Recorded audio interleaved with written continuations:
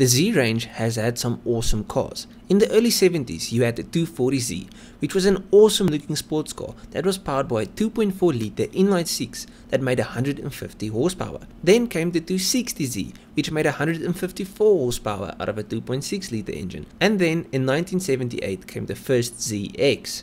The 280ZX was powered by a 2.8 litre straight 6 that made 180 horsepower. I know by today's standards this isn't anything crazy, but back then in the 70s 200 horsepower was a lot. After the 280 came the first gen 300ZX, which made 228 horsepower out of a 3 litre V6, and from there all the Zs after were fitted with a V6 power plant. The gen 2 300ZX made 300 horsepower out of a twin turbo V6. Then the 350 made 290 out of a naturally aspirated 3.5 litre V6, and then lastly came the 370Z, which made 350 horsepower from a 3.7 litre naturally aspirated V6. So it's fair to assume they have some experience in the field. Well, Nissan just released their all new 400Z. Can it fill the shoes that the 370Z set?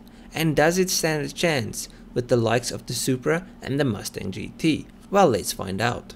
Now I feel like we need to start by talking about the styling, because it's almost like what Lambo did with the new Countach. Nissan took the design cues from the 240Z and made a modern looking sports car that draws a lot from the original, but in a modern sense. Now when I saw the Z Proto, I really liked it, but as we all know, cars rarely look like the prototypes, while the new Z looks almost exactly like the prototype, and that is a really good thing. In the front you can see the 240Z inspiration. From the sides I see a little 370Z, and in the back there's a bit of 300ZX action. It's almost like a best compilation car, where Nissan took all the favorite parts and meshed them into one gorgeous looking JDM sports car. The logical thing for me to talk about after the outside design would be the interior, but screw that, let's talk about the cool stuff first. Power! Well, all my fellow petrolheads will be pleased to know that the new Z will feature a 3 litre V6 twin turbo. Whoop whoop, turbo noises. Anyways, the new Z will produce 400 horsepower. The 0 to 60 isn't available yet, but the Q60 Red Sport 400, a blood relative of the 400Z, which has a similar 400 horsepower V6 power plant, reaches 60 in just 4.4 seconds, and it's a bigger car, so I expect the Z to run low 4s or maybe even a high 3 second 0 to 60, which would not be bad. Now what makes the 400Z so cool is the fact that you can get it in a manual or an automatic. With the manual version you'll get a carbon fiber drive shaft, a performance clutch, and automated rev matching on downshifts.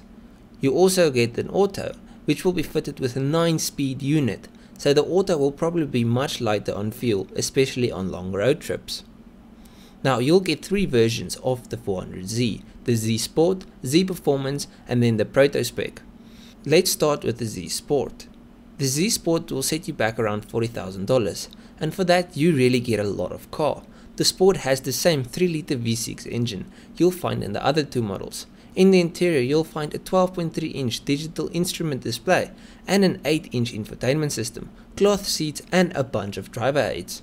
Moving to the Performance. The Performance model adds launch control, a stiffer suspension, a LSD, better brakes, bigger 19 inch forged raised wheels on a set of staggered Potenza tires.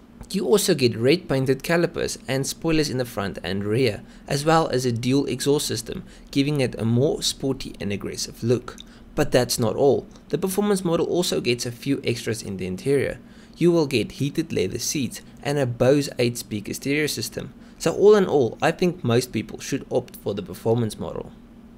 And then lastly, the Proto Spec or Launch Edition basically gets the special Z Proto color scheme: yellow paint, black roof, bronze colored wheels, and yellow brake calipers. The color scheme continues on the inside as well, with black seats and yellow stitching. Manual cars will also get a special shift knob with the Proto Spec. Now onto the interior of this car. Now like I said, the outside and inside draws from its predecessors. 3 analog gauges mounted atop the dashboard in reference of the 240Z. The one gauge will show you measured boost pressure, the other one is a voltmeter, and the last one will show you the turbine speed of your turbos. In the middle you'll find an 8 inch screen or a 9 inch in the Performance model, and all models will feature a fully customizable 12.3 inch digital display cluster. So let's end this video off. The new Zeal have a great power plant, a reasonable price and really stunning styling.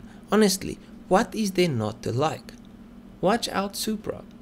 So anyways, if you guys enjoyed this video, please leave a like and subscribe to the YouTube channel. I've got much more videos on new cars, unreleased cars, and on my own turbo BMW thing. So go through it, there must be something you like. I'll check you guys in the next one. Cheers, eh?